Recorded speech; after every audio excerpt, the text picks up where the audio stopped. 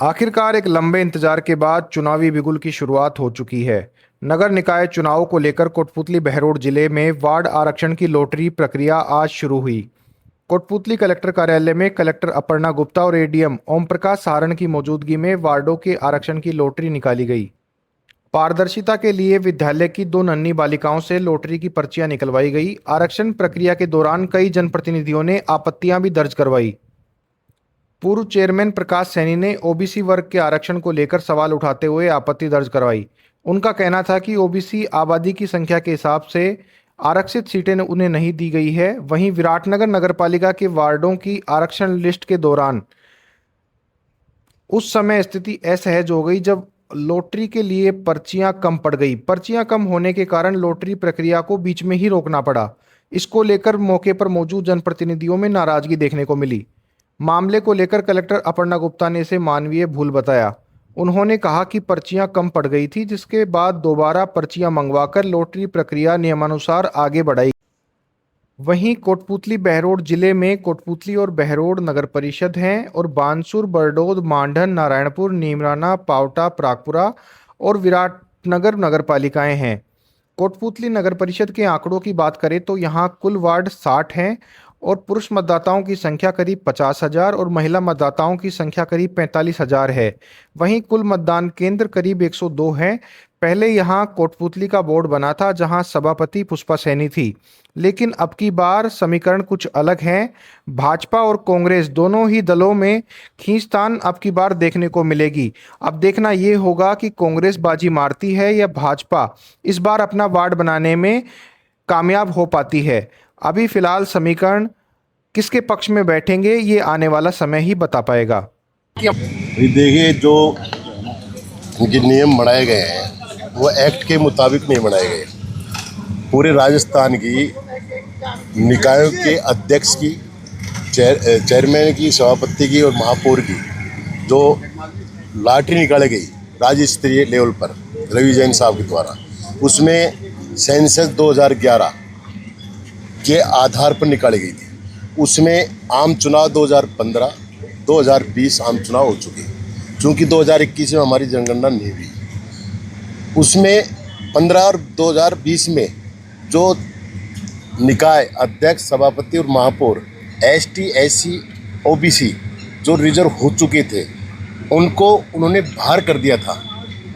हमने माननीय कलेक्टर साहब को कहा, कलेक्टर साहब ने कहा कि ऐसा नहीं है कि ये वार्डों का परिसीमन पुनर्गठन हुआ है।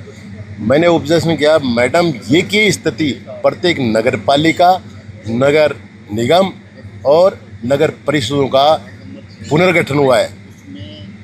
आपको मालूम है, सबको मालूम है कि पुनर्गठन किया गया नगर पालिकाओं का, नगर परिषदों, और जोधपुर नगर निगम हो या जयपुर नगर निगम हो, 2-2 थे, 1-1 किया गया। उनको वहाँ अलग कर दिया गया। तो वार्डों में भी जो आरक्षित वार्ड 2015 और 2020 में थे, उन आरक्षण वार्डों को अलग करके फिर इनको ओबीसी की परसेंटेज के लिए हमने कहा कि ओबीसी जो आप 13 सीटें मिलनी चाहिए नगर परिषद में, उसमें आपने 12 सीटें दी है। लेकिन हमारे द्वारा ब्लॉक कांग्रेस कमेटी के द्वारा हमने नगर परिषद का सीमांकन किया, उसकी भी आपत्ति दी गई थी, और वार्डों का जो परिसीमा की थी उनका भी हमने आपत्ति दर्ज कराई थी, जो हमारे पास रिसीव्ड है।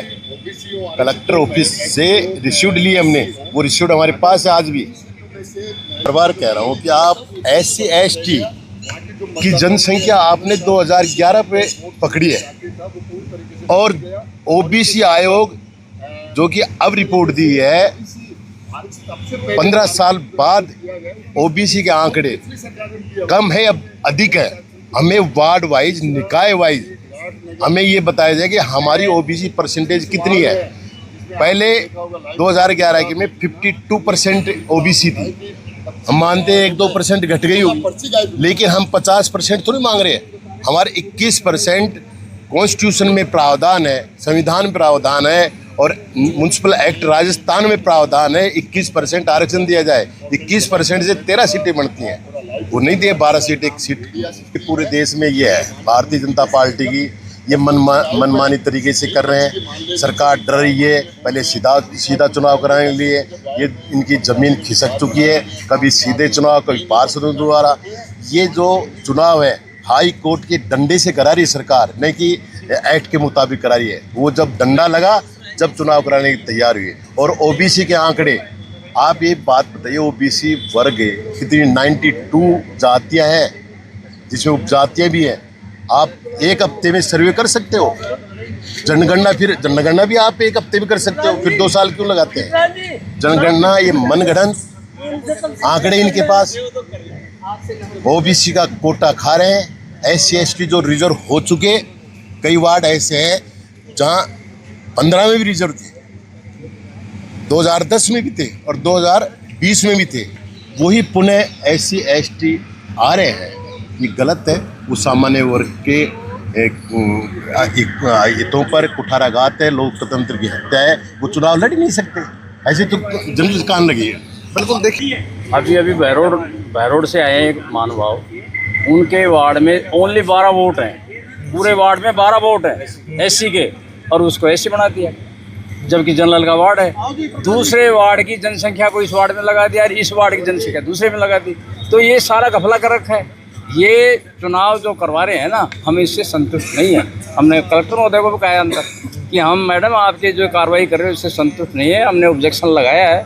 ऑब्जेक्शन कहते हैं कि मैं ऑब्जेक्शन अभी साइन नहीं किया, मैं ऑब्जेक्शन बाय द वे लिखना, उसमें हमने क्या क्या ऑब्जेक्शन है उसके बाद में हम साइन करेंगे, मैडम को कह के आए हैं। तो हम ये कह रहे हैं कि जो आप चुनाव जो करवा रहे हो ना, ये तो सरकार तो करवाना नहीं चाह रही थी। अभी हमारे अध्यक्ष जी ने बताया चुनाव तो करवाना नहीं चाह रही, लेकिन ये हाई कोर्ट का डंडा है ना, इसलिए चुनाव करवा रहे हैं। फिर भी इसमें घपला कर रहे हैं। जब 12 वोटों के ऊपर पूरा वार्ड ही रिजर्वेशन कर रहे हो, 3000 वोटों का बताओ, कमाल कर दे। इसने कितने पूर्व इनके जो अधिकारी हैं बड़े, उनसे बात करेंगे। फिर उसके बाद में भी कोई हाई कोर्ट में जाएंगे, हाई कोर्ट में भी जा सकते हैं ना, फिर चुनाव रुकेगा सारा। तो ये मनमर्जी थोड़ी चलने देंगे कोई। ये जो मनमर्जी कर रहे हैं, मनमर्जी थोड़ी चलेगी इनकी कोई।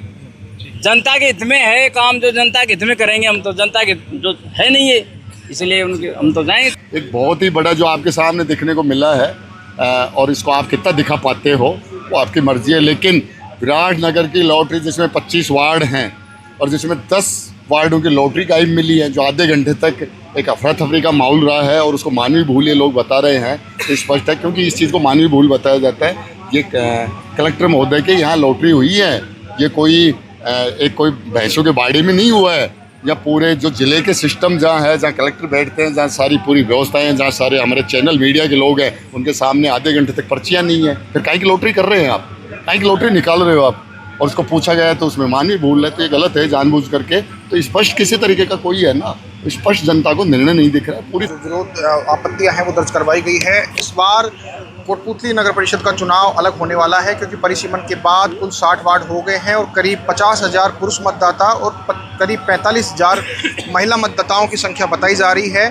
पिछली बार कांग्रेस की जो महिला है वो यहाँ पुष्पा सैनी है, वो नगर परिषद की चेयरमैन थी, लेकिन उसके बाद उन्होंने भाजपा ज्वाइन कर ली। और इस बार देखना होगा जनरल सीट के ऊपर किसका दांव चल पाता है। क्या भाजपा अपने प्रत्याशी को जिता पाती है या फिर कांग्रेस का दांव इस बार भी कोटपूतली नगर परिषद में तो क्या रहा, और अलग अलग की व्यवस्था हिसाब से बता सकते हो तो जानकारी। आज कोटपूतली बहरोड में हमारे 9 निकाय हैं, जिसमें से 2 नगर परिषद हैं, कोटपूतली एवं बहरोड, और बाकी 7 जो है नगर पालिकाएँ हैं। तो सभी 9 निकायों की आज लॉटरी शांतिपूर्वक संपन्न करवाई गई है। जो DLV के निर्देश थे, अलग अलग निर्देश एवं जो आयोग से सीट्स निर्धारित होकर आई थी, उसके बेसिस पर सभी पार्टी के लोगों की आज की उपस्थिति में ये लॉटरी संपन्न हुई है। और जो डिटेल्स हैं, जो इंडिविजुअल वार्ड वाइज जो आरक्षण आया है, उसकी अभी फाइनल लिस्टिंग करके उसको शेयर कर दिया जाएगा। जो 2 मुख्य ऑब्जेक्शन आए थे विपक्ष पार्टी के द्वारा, एक जो ऑब्जेक्शन था बहरोड में वो परिसीमन संबंधित था।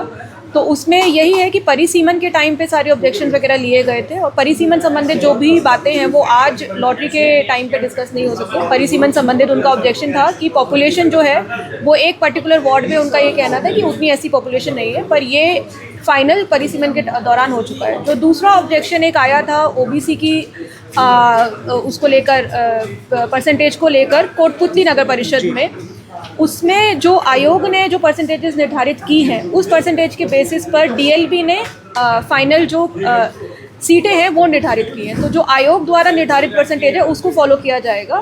जो ऑब्जेक्शन था वो यह था कि उसमें 21% ओबीसी माने जाए, पर आयोग की परसेंटेज के आधार पर जो आरक्षण निकल कर आता है और डीएलबी डायरेक्टर द्वारा साइंड आया है उतनी सीटें मानी जाएगी। ये जो ऑब्जेक्शन रखा गया है उसका निस्तारण हो पाएगा या क्या रहेगा इसका? नहीं, इसका निस्तारण ऑलरेडी हो चुका है, क्योंकि जो निर्देश आए हैं वो स्पष्ट आए हैं कि जो आयोग ने जो सीट निर्धारण फाइनल किया है, मतलब सीट निर्धारण जो डीएलबी ने फाइनल किया है बेस्ड अपॉन आयोग की रिपोर्ट एवं जो SC/ST की पॉपुलेशन 2011 सेंसस की है, वह सीट निर्धारण फाइनल है।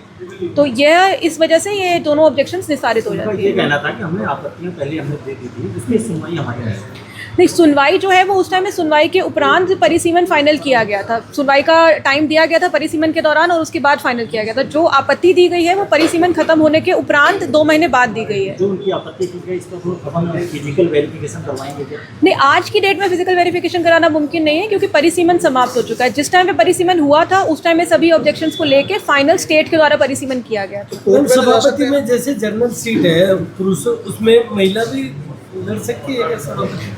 जी बिल्कुल, मतलब जनरल सीट का मतलब तो ये होता है महिला या पुरुष। जो मानवीय भूल हमारे स्तर से हुई थी उसमें जब ओबीसी की लॉटरी निकाली जा रही थी तब ये देखा था कि पर्चियाँ उसमें 25 के 25 वार्ड की शुरू में नहीं डल पाई थी। तो इसलिए इस पूरे सभा को बताते हुए वीडियो रिकॉर्डिंग के साथ विराटनगर को पुनः सारी चिटों को निकाल के किया गया था।